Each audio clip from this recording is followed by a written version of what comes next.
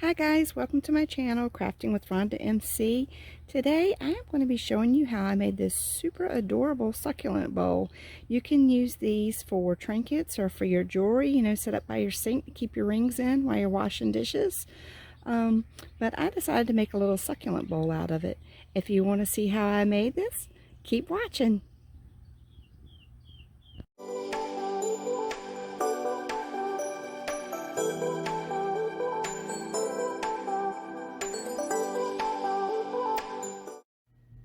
Now we're ready to get started. You will need a glass globe or ceramic globe or ball, something that you can use to bake in the oven. This is a bulb off of a solar light, one of the little yard stakes that I pulled off.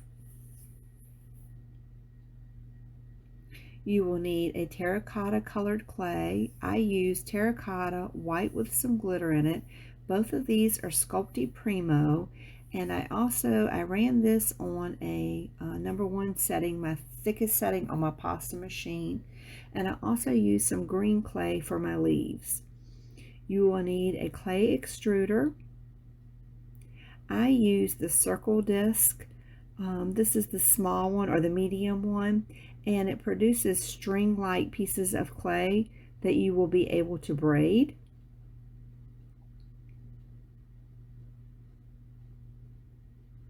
You will also need a leaf cutter. This is a leaf cutter that I purchased off of Amazon. It's a fondant cutter. You will need a large circle cutter. Mine is about 4 inches and my globe is 3 inches, so you want it to be just a little bit bigger. You will need a small box. You will also need a grease pencil and a piece of tape. The box helps determine the depth of your bowl. So you will take a piece of tape and tape your grease pencil down onto the box.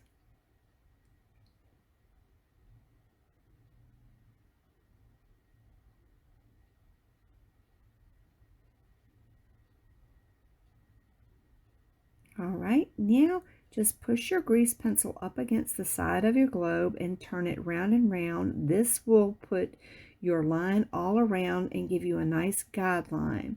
Once you have the one on the outside, we're ready to do the inside. And just go around the inside. You can use a permanent marker on the inside. I just wouldn't use it on the outside because it sticks to the clay once you bake it.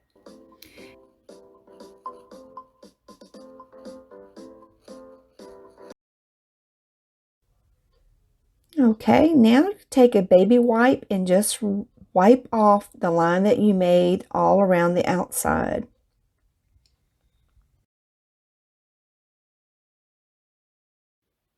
The terracotta color with a large cutter and cut that out. I will go back and clean up a little bit of this, but you don't have to worry about that step too much yet, because once you get it on your globe, you'll go back and smooth everything out.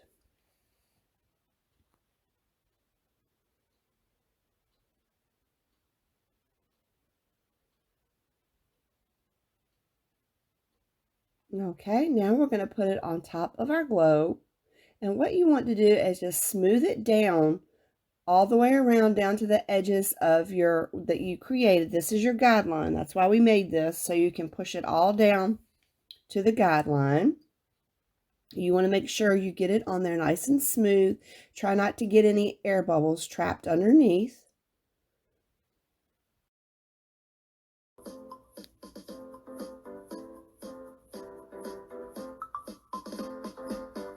Right, here it is all smoothed out.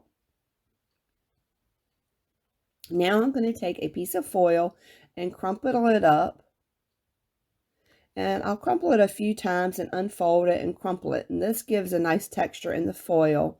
And then you can just push it and flatten your foil out so you can work it around the top of your clay and all along the sides. And all I do is just kind of pounce it all around, and this leaves the texture on my clay.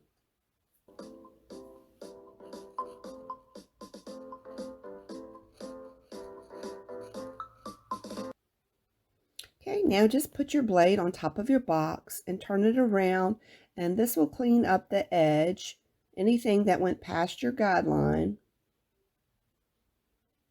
And I'll use the corner of my blade to lift this off. Just go around where you've cut it and just take the corner of your blade and lift all this off all the way around. And this will help neaten your edge up.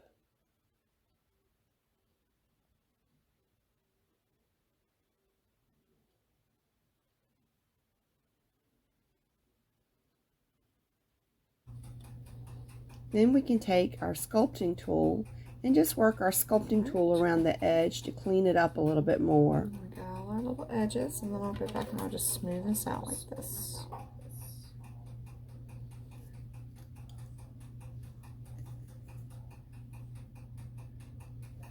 Now you will put your white clay inside your extruder, and you want enough clay that you can wrap it around your globe probably about 4 times.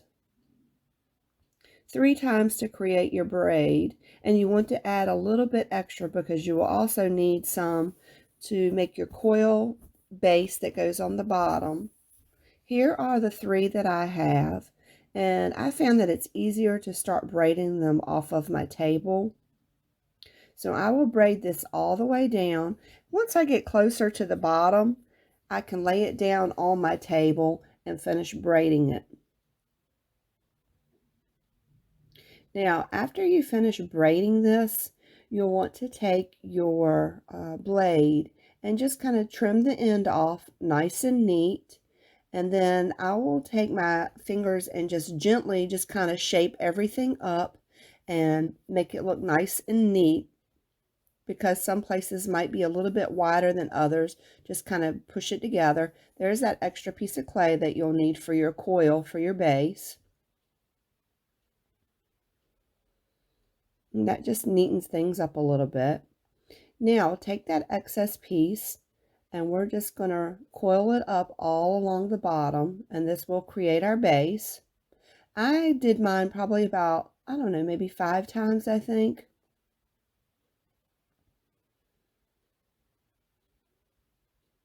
Just work it all around into a coil along the bottom.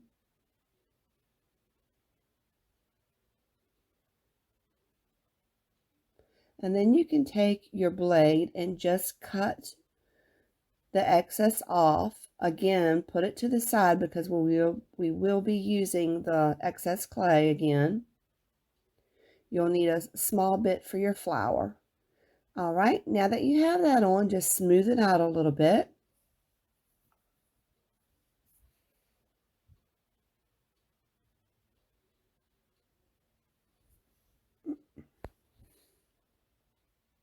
Okay, and you will want to put it on your table and just give it a gentle press. This will help you level it out so it's balanced and it sits upright. Now we're ready to put our braid on, and all we do is just go around putting a little bit on the glass and a little bit on top of your clay, just working it all the way around until the ends meet. This makes a nice decorative border around the lip of your bowl. Now you'll cut out your leaves, and I use this fondant cutter to cut my leaves out, and I will go back with a sculpting tool and I will just push in my leaves and add a little bit of detail.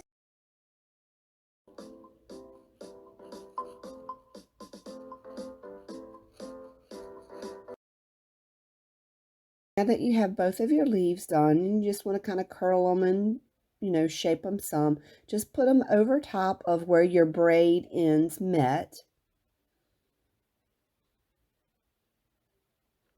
And then I will go back with my tool again and just add a little bit more detailing.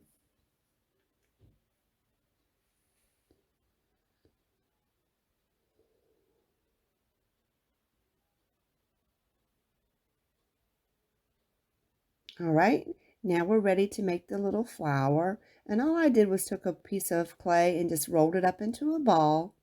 And then you will take and you will push it right in the center of the 2 leaves.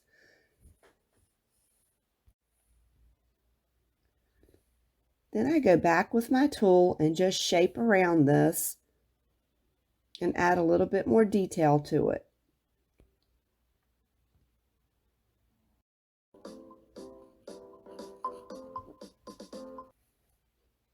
And there you have it. Now I will put a small rhinestone in the center of it. And these are some glass Swarovski crystals that I purchased from Michael's. And I'll just put a little hole in with my stylus tool. And go back with some Sculpey adhesive baking clay. And just put a little dab in where I made the hole. And then I can drop my crystal on top. And when you bake this adhesive, it's clear. It bakes clear after it's finished. So if you do get any on top of your gem, you can just go back and kind of, wipe it a little bit. But all that if it's around the edges, it will bake clear. And there you have it. And see, I have some adhesive on the bottom, and I'll just wipe that off of the orange there. But now it's all done. We're ready to bake it, and I will put it in the oven. I will put it in the oven at 275 with my temperature gauge and tinted for about 45 minutes to an hour. Okay, you guys, here it is. It's been out of the oven for a little while, and it's nice and cool. So now what we're going to do is I'm going to take my blade and I'll just stick it in the edge a little bit just to kind of help free it from the side. And go around very gently. Okay, now that I got the top loose, I'm just going to kind of work my way around there real easy.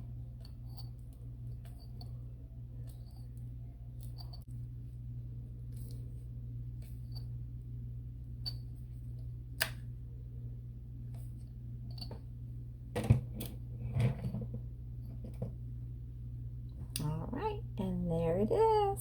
Yes, and I tinted it while it was baking, but for some reason that one little corner got a little scorched. Okay. I wouldn't put food in this, but you could definitely use it, for your jewelry or little trinkets, like for some change or something like that. But I think it turned out really cute. Put a succulent in it because it does look like a little terracotta pot. I'm going to try putting one of my plants in it. All right, and I'll come back and show you guys what it looks like. All right, you guys, what started out as a trinket bowl has ended up being a succulent bowl. My mom just recently gave me these little hens and chicks, and I'm not sure what this one is called. I think it's sedum, I'm not sure. But I thought they looked really pretty in here like this. What do you guys think? All right, and I'm going to set this on my kitchen windowsill, and I'll leave some pictures at the end of the video so you can see what it looks like in the windowsill. But I think it turned out really cute. You guys let me know what you think. All right, I really appreciate each and every one of you. Thanks for watching my video. Have a blessed day.